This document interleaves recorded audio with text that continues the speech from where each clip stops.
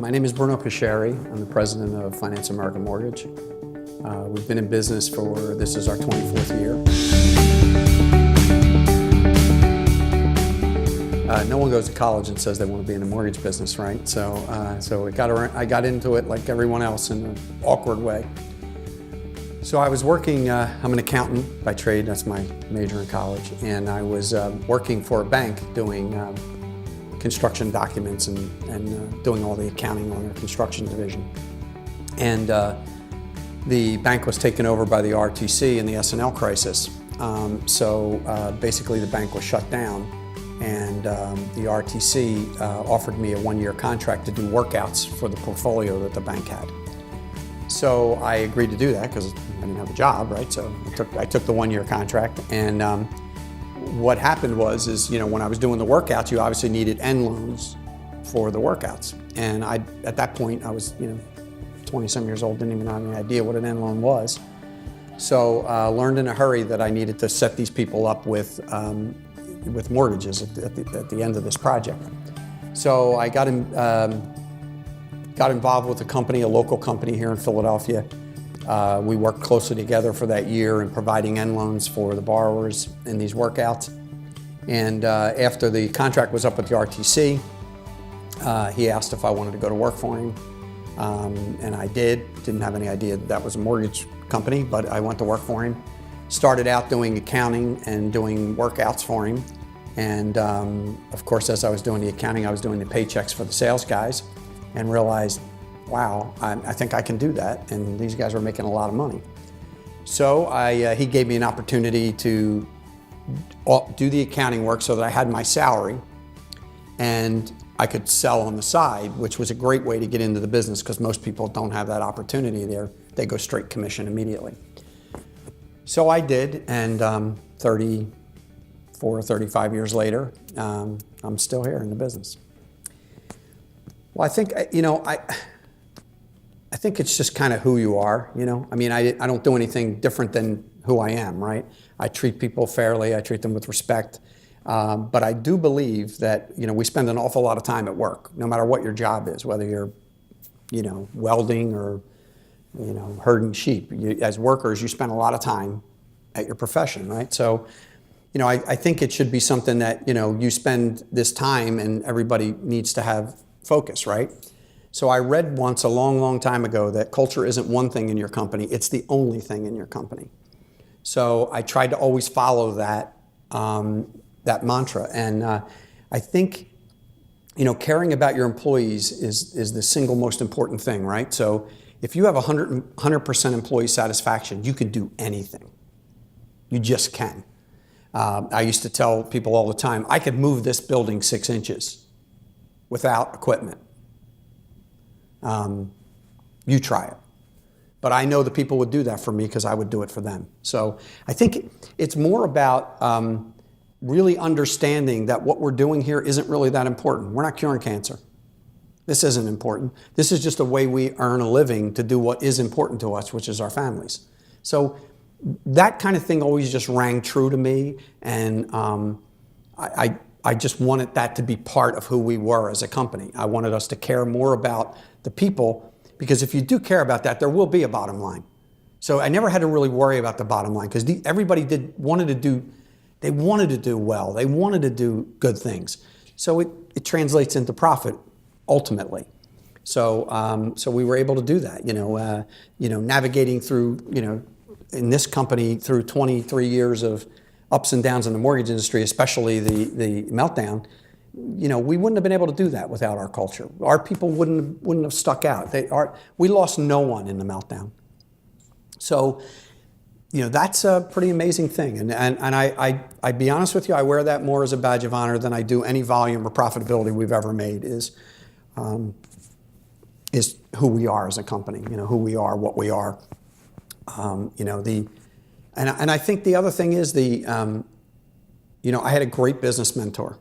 I had a guy who, he treated me like I was his son, and he ended up, just to give you an idea who he was, he sold his company for $9 billion. So I was lucky that I met a guy who, for whatever reason, took a liking to me. And all through my career, was always there with something to get me going. And the interesting thing about him is he was a street guy. I call it, he was a guy that grew up from the neighborhoods. He earned every dollar on his own. So he had a certain sense of credibility with me because I knew where he came from. And he didn't forget where he came from, which I think is the biggest sin anybody can ever create. So I listened to him, and he gave some things to me about culture, about doing the right thing, mentoring people. One of the last things he said to me is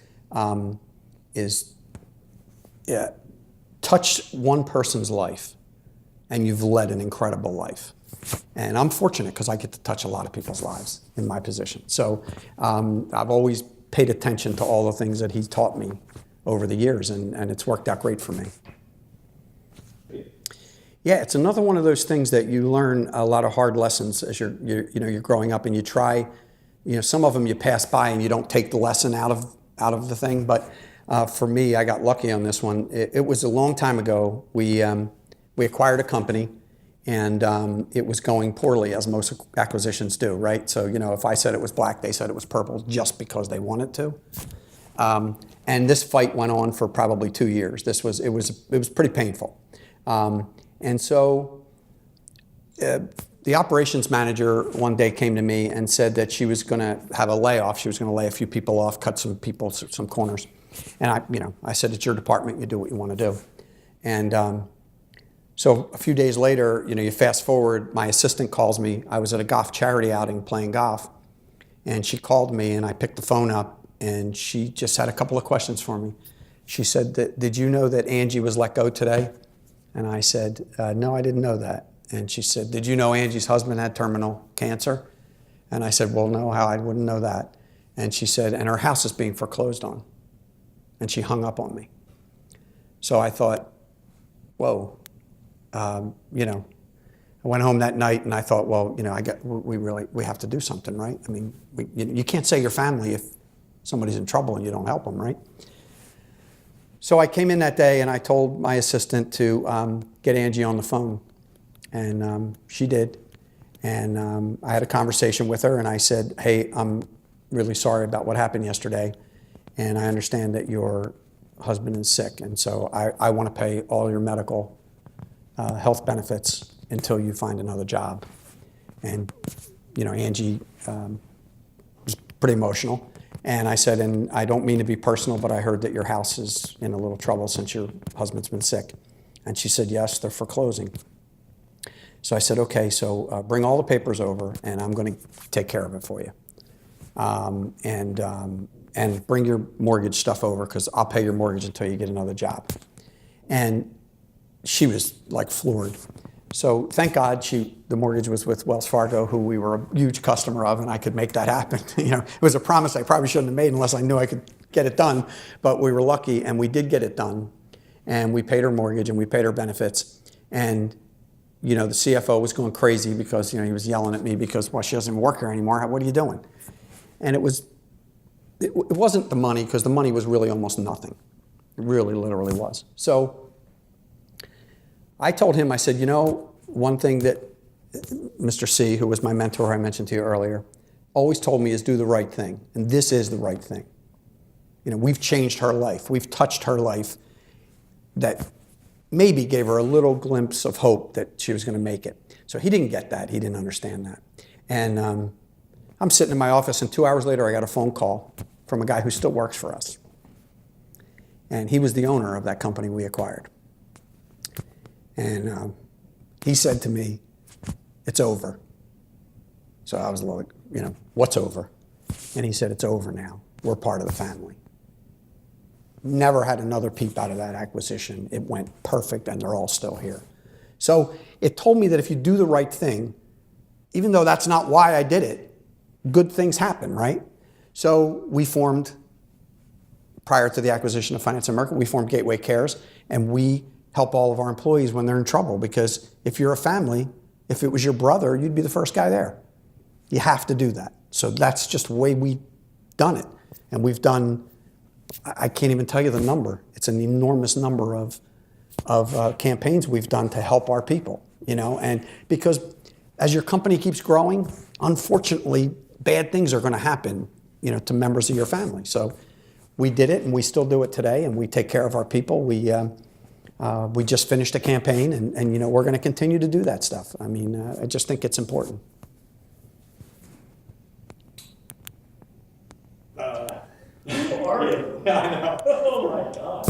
Yeah, mom was crying right now. Well, I get choked up. I have to stop when I tell you that Angie story, because it was like that first time where he told me to touch a life, that it meant something. You know what I mean? Like, it wasn't just taking a young kid and mentoring, telling them how to do mortgages. You know what I mean? Tell them how to do loans. Okay, that's good too, but that's not really what it's about. This was something that really had an enormous impact, and it had an impact on who we became as a company. That very first campaign was amazing. And the thing that amazes me about this and about the family is we've had some tragic things happen. We just had a young 34-year-old underwriter have a massive heart attack and die. Had a little boy 4 years old. So every time I send this out to the employees and say, hey, I need your help. We need to help this little boy. We need to help him and make sure that he has an education for his whole life. We need to do this. And the money just comes pouring in. And it doesn't impress me that, excuse me, it doesn't impress me that one of our branch managers who makes an enormous amount of money gives us $5,000. I'm glad they do, but that doesn't impress me. What impresses me is a little processor in Kansas City, Missouri, who makes $36,000, gives us $200. That's what impresses me. So, I don't see any other reason why we wouldn't do all of these things. It just makes sense. It's who we are. So, yeah, I do need a glass of water. Yeah. So I don't know. I mean, listen, there's a million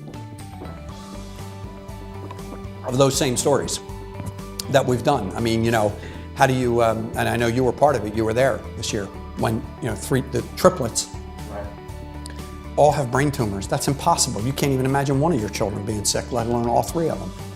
That's something you just can't even comprehend that.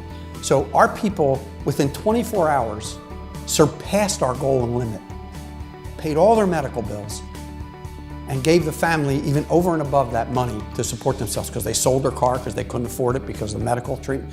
I mean, what could be better than that? I could care less whether we made money. What could be better than that? You can't have anything better than that. And the young kids they're doing well. They're hanging in there. They still have a long road ahead of them, but our company changed their life. So that's more important. So I don't know. To me, it is anyway.